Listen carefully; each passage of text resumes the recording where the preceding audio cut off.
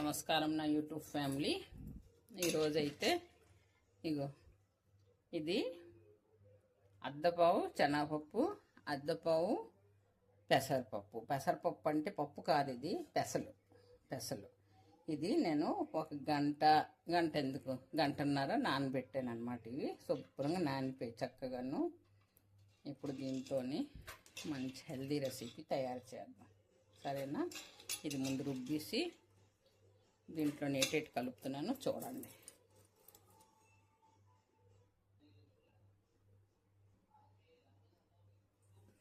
ఇంకోటి ఇందులోని మీరు ఎంత కారం తినగలుస్తారో అంత అన్నమాట. ఎండుమిర్చీలు ఇంకోటి ఒక 5-6 తెల్లుల్లిపాయ రొబ్బలు, పచ్చిమిరపకాయలు ఒక 2 ఇగో ఇవి వేసేసి శుభ్రంగా రుబ్బేసుకుందాం. ఇవి ఉన్నాయే, ఇదిన్న కొంచెం కరివేపాకు, ఇది మనం తర్వాత వేద్దాం. ఈ ఉల్లిపాయలు, ఈ కరివేపాకు ఇప్పుడు వేయొద్దు. దీనికి మళ్ళీ ఒకసారి రుబ్బిస్తాను. ఇగో శుభ్రంగా అయితే రుబ్బిసుకున్నాను, చూడండి. దీని తర్వాత చిన్నది అల్లం మొక్క ఇందులోనిగా వేసేసి రుబ్బిస్తే చేదుదనం వచ్చేస్తుంది. అందుకే దీనికి కొంచెం పిసాయించిద్దాం. లావక్కర్లేదు, ఇది చూపిస్తున్నాను ఇంత పెద్దది, కానీ ఇందులో నేను సగమే వేస్తాను, చాలు. అయిందా?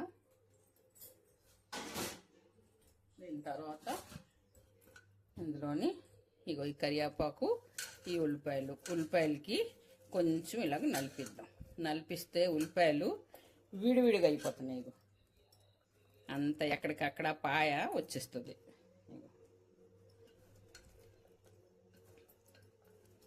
చూస్తున్నారా? ఇప్పుడు ఇందులోని కలిపిస్తున్నాను. కలిపేసి కొంచెం దీంట్లోని తగినంత ఉప్పు మనం వేయలేదు కదా, తగినంత ఉప్పు వేద్దాం, చాలు. ఇంత సరిపోతుంది. ఉప్పు అయిన తర్వాత కొంచెం జీలకర్ర వేద్దాం, ఒక 1/2 చెంచా వరకు జీలకర్ర వేద్దాం. ఇందులోని జీలకర్ర వేసి, నా దగ్గర కొత్తిమీర లేదు, ఒకవేళ కానీ కొత్తిమీర ఉంటే మీరు అది కూడా వేయొచ్చు. దీనికి శుభ్రంగా కలుపుతాను.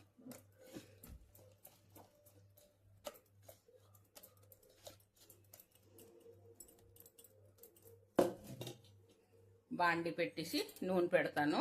పదండి పొయ్యి దగ్గరికి వెళ్ళిపోదాం. పొయ్యి మీద నూనె వేసాను, బాండి పెట్టేసి.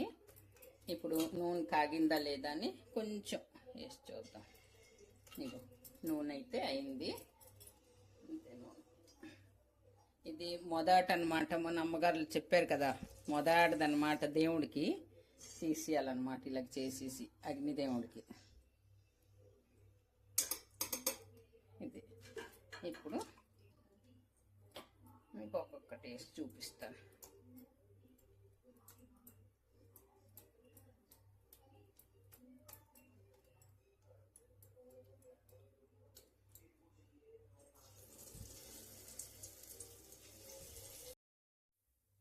పొణికిళ్ళకి చేశాను, ఇప్పుడు ఇవైతే వాళ్ళకి చేసేసాను.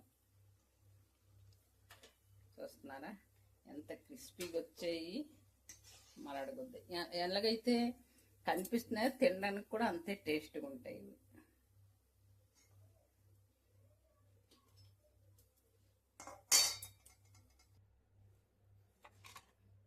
ఇగో మంచి వడలు, పకోడీలు తయారైపోయి ఇతనికి ఇస్తాను. ఇంకా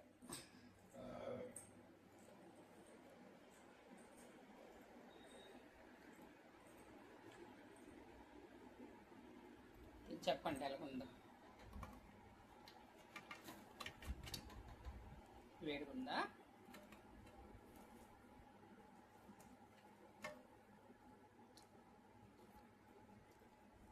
एक नंबर.